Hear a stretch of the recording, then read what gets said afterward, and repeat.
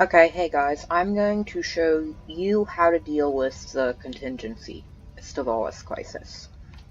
This is in 2.1, and basically I'm going to go over a couple-step guide, on the best practices on what to do if it happens.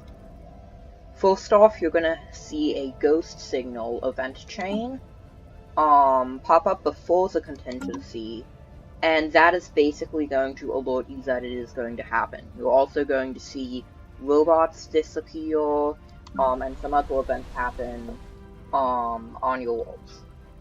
So the first thing you want to do when you see the contingency crisis is just recognize choke points in your empire.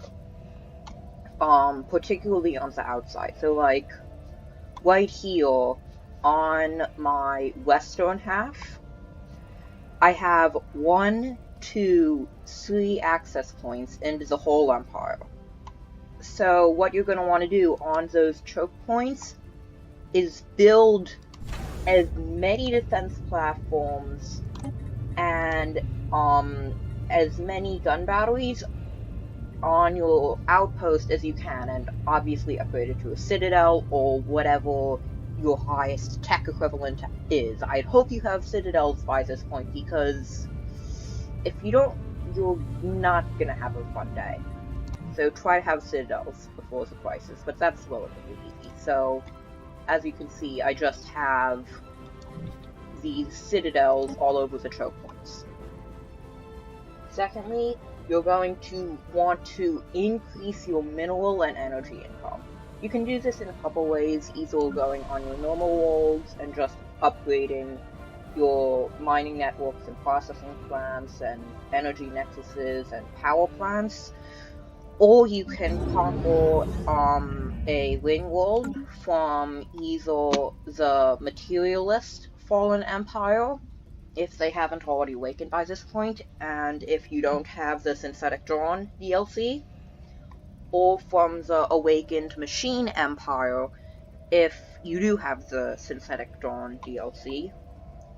You could also conquer Gaia worlds from the Spiritualist Fallen Empire, which is what I did. That's a really nice boost to energy and minerals. Or you could take the Ascension perk to actually build a ring world, and if you got the Cybrex resources, you can actually get a ring world from that, which is really nice. Again, free minerals and energy.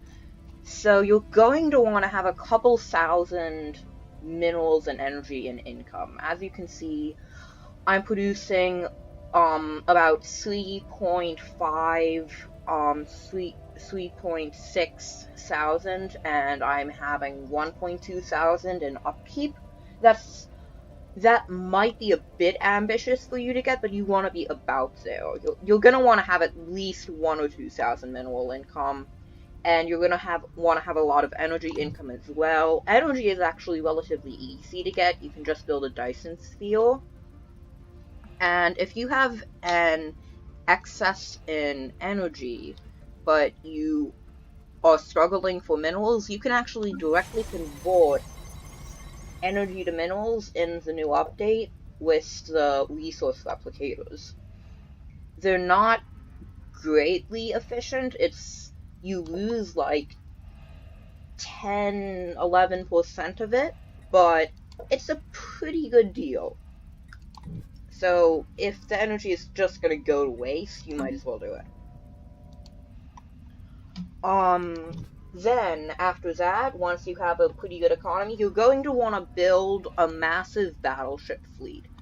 What I mean by that is you're going to want to have this amount of ships. So you're going to want to have, hopefully, a command limit of 200 or higher, although if you can't do that, 150 probably will work, but you're going to need more fleets. And you're going to want to have at least 20 battleships and a couple destroyers and corvettes. The battleships are the most important part. They're going to do the majority of the damage. the corvettes and destroyers are just going to try to distract the enemy and try to make it not target your battleships, because battleships are really expensive to replace, and they'll also deal some damage, and the destroyers should have point defense to protect against enemy missiles. Your battleships, this is what you want to have for design. You're going to want to have a focused off middle, as well as a whole lot of disruptors. All your ships should just have a ton of disruptors on them, because they ignore shield and armor, and the contingencies, that's what the majority of their hit points are. You're going to want to have as many shields as possible, as well as shield capacitators, and hopefully jump drives are going to come in handy, but they're not really complicated. Once you actually have that fleet, you're going to want to build 4 of them. The fleet power of each fleet should be around 80,000 for fleet, so you should have about 320,000 fleet power. After that, you just want to go around, try to take down a smaller fleet just to make sure you have your fleet design correct. If you take a lot of losses while you attack the small fleet, you did something wrong, and you don't want to go in and attack their main fleet of 400,000 if you struggled to kill one of their smaller fleets of 180,000. So if you're taking really high casualties, maybe look and try to rethink your ship design or build more fleets before you go in. Once you do, send in all your fleets. Try to go as far away, jump in as far from them as possible, because your arc emitters have a huge range. They have a range of 150. You're going to want to jump in as far away as you can. Also, a cautious admiral helps, and what was the other trait?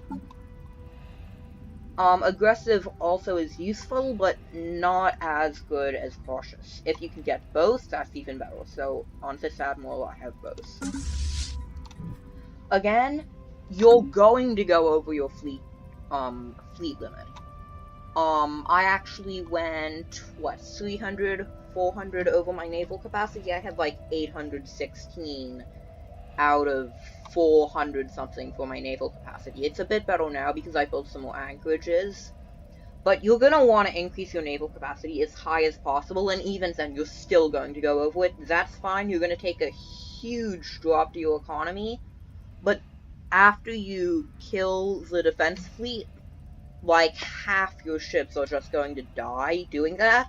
And that's fine, and that will help push your fleet under your naval capacity again. Once you do that, you're just going to want to rinse and repeat, attack the other bases. Once the bases have been attacked, you can slowly clean up their remaining territory and attack their hidden base that will show up after you kill all 4 bases. I hope this video helped, and yeah, that's about it. Bye.